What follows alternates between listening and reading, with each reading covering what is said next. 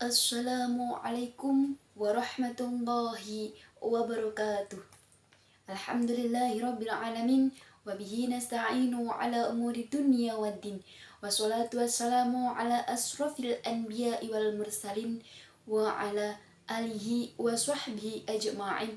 Amma ba'du.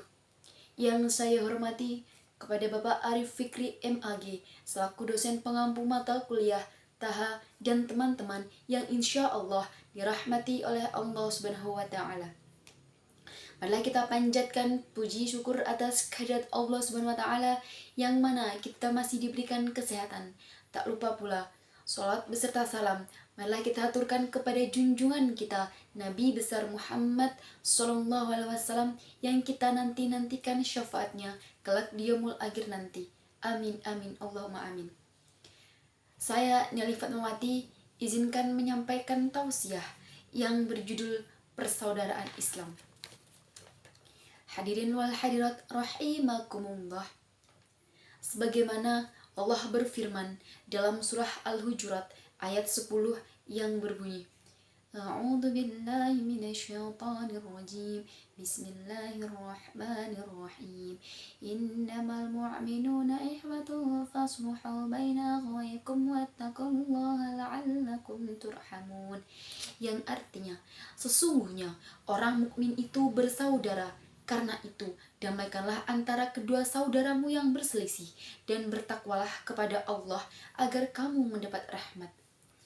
Arti persaudaraan tersebut ialah bahwa yang kuat menolong yang lemah, yang kaya menasihati yang miskin, dan yang berdaya dan tak bertenaga. Inilah arti satu-satunya dari kata bersaudara yang termaksud dalam ayat tersebut.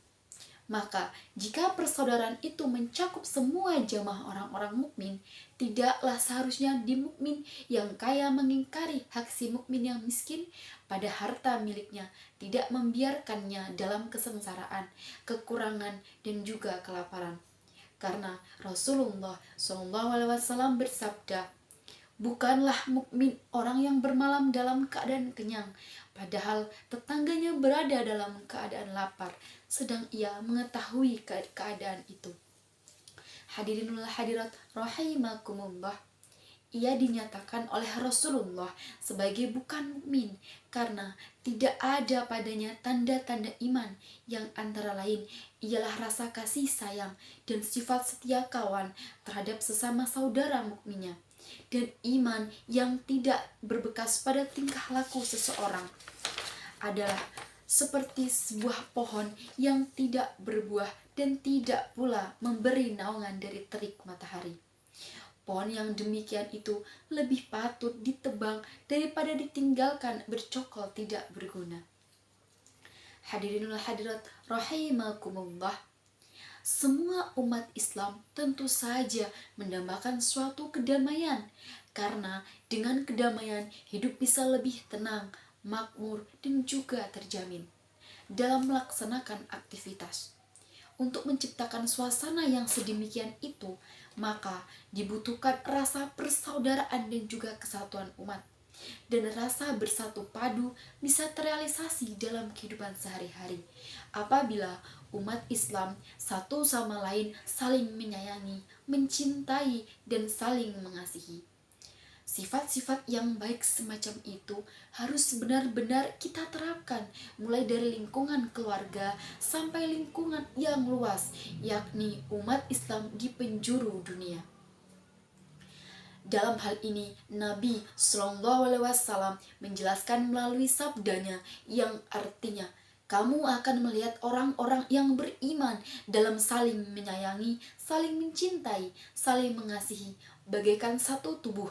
Apabila satu anggota saja sakit, maka tertariklah bagian anggota yang lain ikut sakit dengan tidak dapat tidur dalam dan badan panas.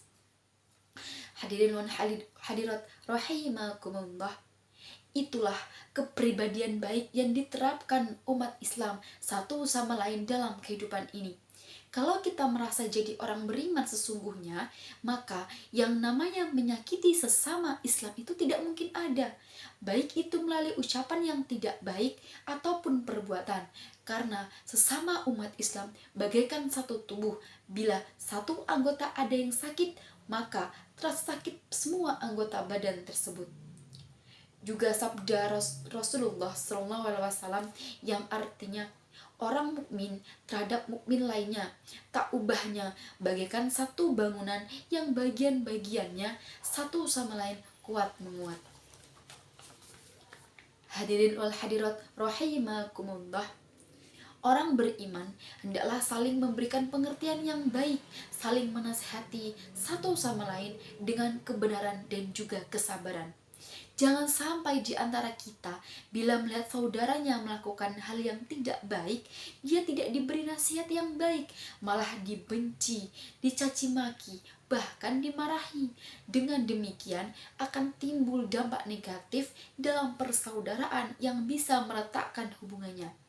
Untuk menghadapi hal semacam ini, maka menasihati sesama saudara benar-benar harus diterapkan dengan segala hal, agar saudara-saudara kita tidak akan berlarut-larut dalam kejelekan. Dan memberi nasihat haruslah dengan kata yang halus, arif, dan juga bijak. Hadirin wal hadirat rahimakumullah. Umat beriman di mana saja menjadi saudara kita. Oleh karena itu, ciptakan rasa persaudaraan yang penuh dengan kebaikan lahir dan juga batin.